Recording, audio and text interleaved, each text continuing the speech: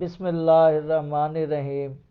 یثرب میں یہودی تاریخ کو دو قسموں میں تقسیم کیا جا سکتا ہے۔ قسم اول، یہ قسم اسلام سے پہلے کی ہے اور اس قسم میں یہودیوں پر دو زمانے گزرے ہیں۔ نمبر 1، یثرب کے علاقہ میں متعلقانہ آمریت کا زمانہ۔ نمبر 2، شکست خوردگی اور کمزوری کا زمانہ۔ پہلے دور کا آغاز یہودیوں کے ارض یثرب میں فروکش ہونے پر ہوتا ہے۔ مورخین کے بیان کے مطابق یہ دور 1000 سال سے زیادہ عرصہ تک رہا ہے اور کمزوری کا دور مغرب یمن سے اوس اور خزرج کے یثرب کی طرف ہجرت کرنے سے شروع ہوتا ہے اور یہ میلاد کی پہلی صدی کے اوائل کا زمانہ ہے۔ یہودی 1200 سال تک بلا شرکت غیر یثرب کے حکمران رہے، جس میں وہ عسکری، سپاہی اور اقتصادی طور پر استمراری حکم چلاتے رہے۔ حالانکہ اس علاقے میں بعض عرب بھی ان کے ساتھ مل جل کر رہتے تھے۔ یہ قبائل، جیسا کہ معلوم ہوتا ہے، سامانیوں کی آمد تک ضعیف و انتشار کا شکار تھے، اس لیے یہ یثرب میں یہودیوں کے رہائش اختیار کرنے تک ان سے متعارض ہونے کی سکت نہیں رکھتے تھے اور نہ ہی انہوں نے ان سے جنگ کرنے کی کوئی کوشش کی، جیسا کہ غیر ملکی دخیل لوگوں سے کی جاتی ہے۔ اور ہمارے سامنے جو تاریخ مصادر موجود ہیں، ان میں کوئی ایسی بات موجود نہیں جو یہ بتائے کہ اوس اور خزرج کی آمد سے قبل یہودیوں کو اس علاقے میں کسی مقابلے کا سامنا کرنا پڑا ہو۔ یہود اسی طرح یثرب کے حکمران بنے رہے یہاں تک کہ میلاد کی پہلی صدی آئی تو اللہ تعالیٰ نے تاریخ کی مشہور سد مارب پر تباہ کن سیلاب بھیجا اور وہ منہدم ہو گئی، اور سد کے انہدام سے قبل یمن میں مارب کی ملکیت شرق اوسط کے سب سے سرسبز و شاداب علاقوں میں سے تھی اور اس کے باشندے جزیرہ عرب میں سب سے طاقتور حربی قوت تھے، اور سد کے انہدام کے وقت ان کے عظیم بادشاہ کا نام عمرو بن عامر مزیکی تھا، جسے تاریخ میں ماء السماء کا لقب دیا گیا ہے۔ اوس اور خزرج مدینہ میں جب سد منہدم ہو گئی تو مارب کی ملکیت کمزور ہو گئی اور اس کے باشندے زمین میں منتشر ہو گئے۔ ان میں سے غساسنہ شام کی طرف چلے گئے اور وہاں کے بادشاہ بن گئے، اور نہمی عراق میں فروکش ہو گئے اور لوگ ان کے مطیع ہو گئے، اور انہی میں سے الحریق کے بادشاہ بنے جو تاریخ میں المناظرہ کے نام سے مشہور ہیں۔ اسی طرح اوس اور خزرج یثرب میں آ کر آباد ہو گئے اور ان کی آمد علاقہ میں یہودیوں کی حکومت کے زوال کی اطلاعی گھنٹی تھی۔ ان سامانیوں نے ارض یثرب میں آباد ہوتے ہی یہودیوں کو اس غرض سے تنگ کرنا شروع کر دیا کہ وہ بھی مدینہ کی حکومت اور اس کی عظیم دولت و ثروت میں شریک ہو جائیں، لیکن اوس اور خزرج یہودیوں کی سطوت و قوت کے سامنے عاجز رہے اور مدینہ میں آباد ہونے کے وقت سے ہی نہایت تنگ دستی اور فقر و فاقہ کی حالت میں تھے۔ انہیں کسی قسم کی قوت و طاقت حاصل نہ تھی اور ان کے عرب بھائی جو ان سے پہلے مدینہ کے اصل باشندے تھے، وہ ان سے بھی زیادہ کمزور تھے، لہذا اوس اور خزرج نے اسی قحط زدہ زمین پر قناعت کر لی جو ان کی ملکیت میں تھی۔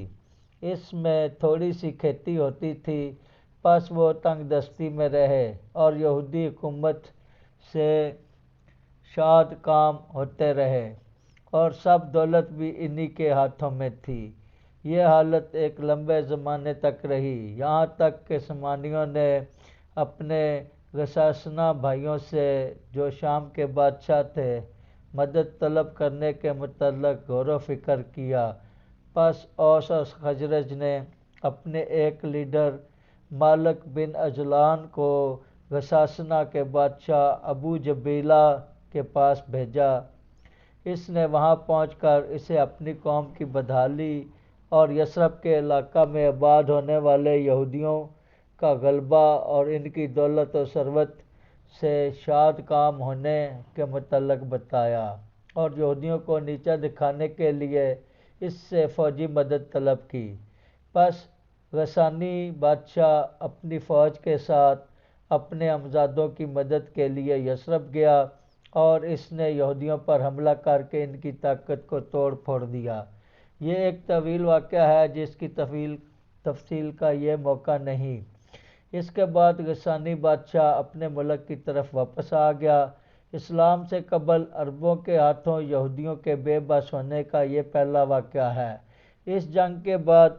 جس میں غسانی بادشاہ نے یہودی سرداروں اور لیڈروں کی بڑی تعداد کو تباہ کر دیا تھا، اوس اور خزرج نے بھی آہ بھری اور وہ بھی یہودیوں کے مد مقابل بن کر ان پر حملے کرنے لگے اور انہیں دھتکارنے لگے، حالانکہ پہلے یہ ان سے الجھنے کی بھی جرات نہیں کرتے تھے۔ اس کے باوجود یہودیوں کی بڑی تعداد کو بڑی قوت و طاقت حاصل تھی۔ یہ سامانیوں پر حملے کرتے تھے اور انہیں دھتکارتے تھے۔ اس وجہ سے فریقین کے درمیان لمبا عرصہ جنگیں ہوتی رہیں، یہاں تک کہ اوس اور خزرج کے سردار مالک بن اجلان نے ایک تدبیر سوچی جس نے یہودیوں کے سرداروں کی ایک بڑی جماعت کو تباہ کر کے رکھ دیا، اور اوس اور خزرج نے یہودیوں کو حد سے بڑھ کر قتل کیا۔ اس طرح سامانیوں، اوس اور خزرج نے یہودیوں کی قوت و شوکت کو توڑ دیا اور وہ ذلیل ہو گئے، اور ان کی بادشاہی جاتی رہی اور وہ کمزور ہو گئے اور عربوں سے شدید خوف کھانے لگے، اور اس وقت تک انہوں نے مدینہ میں اپنے پاؤں پر کھڑا ہونے کی سکت نہیں پائی جب تک انہوں نے اوس اور خزرج کا حلیف بننا قبول نہیں کیا، حتیٰ کہ یہودیوں کا ہر فریق اوس اور خزرج کے کسی قبیلے کی پناہ لے کر عزت حاصل کرتا تھا اور محفوظ ہوتا تھا۔ اس دن سے بنو قریظہ اور بنو نذیر اور ان کے اتباع اوس کی صفوں میں ہوتے، اور بنو قینقاع اور ان کے اتباع خزرج کی صفوں میں ہوتے۔ اس تحالف نے جس میں یہودی اوس اور خزرج کے ساتھ شامل ہو گئے یثرب کے علاقے میں یہود کو رہنے کی ضمانت دی، اور اگر وہ ایسا نہ کرتے تو عرب قبائل انہیں بالکل تباہ کر دیتے۔ کبھی کبھار یہود پر زیادتی کرنا اوس اور خزرج کے درمیان تباہ کن جنگ کے بھڑکانے کا باعث بھی بن جاتا تھا، کیونکہ یہودیوں کا ان قبائل سے حلیفانہ تعلق تھا۔ مشہور تباہ کن جنگ باس جس کی چکی اوس اور خزرج کے درمیان ظہور اسلام سے تھوڑا عرصہ قبل تک چلتی رہی، اس کی وجہ یہ تھی کہ قبائل خزرج نے بنو قریظہ کے یہودیوں کی اراضی پر قبضہ کرنے کی کوشش کی تھی اور انہیں وہاں سے نکال باہر کیا تھا۔ عرب مورخین کا بیان ہے کہ عمرو بن نعمان بیاضی خزرجی نے اپنی قوم بنی بیاضہ سے کہا کہ تمہارے باپ نے تمہیں بہت بری جگہ پر شور زمین اور جنگل کے درمیان آباد کیا ہے، خدا کی قسم میں جب تک تمہیں بنی قریظہ اور بنی نذیر کی جگہ پر جو میٹھے پانی اور شاندار کھجوروں والی ہے